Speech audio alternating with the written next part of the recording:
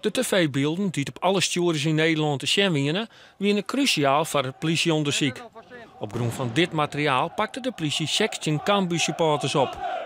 Ze bestwarmen op 1 april het stadion en hier het verzoen op trainer Dwight Lodewegers.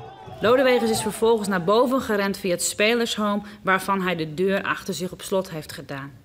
Daarna is hij een kantoor ingelopen en die deur heeft hij ook op slot gedaan. Hij hoorde dat er veel geschreeuwd en gescholden werd en heeft gedacht: als dit losgaat, komt het niet goed.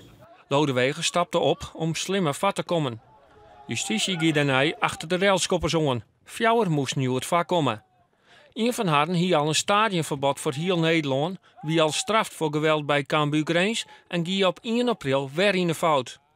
De 27-jarige Loutermat had het on justitie leidt 6 mannen de cel in, waarvan 2 onder betingst.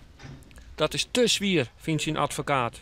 Hoewel de gedragingen van onder andere mijn cliënt op 1 april beangstigend geweest zullen zijn voor de heer Lodewegers, zijn deze gedragingen zonder meer niet dusdanig geweest dat deze in ieder geval de redelijke vrees konden doen ontstaan dat de heer Lodewegers doodgemaakt zou worden of dat hij zwaar mishandeld zou worden. De officier van justitie zei Joert dat supportersgeweld streng oorstraft worden mat, als duidelijk signaal naar de meerskip.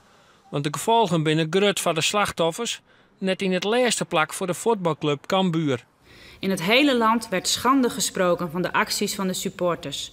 Geen gunstig klimaat voor sponsoren en anderen die de club verder kunnen helpen.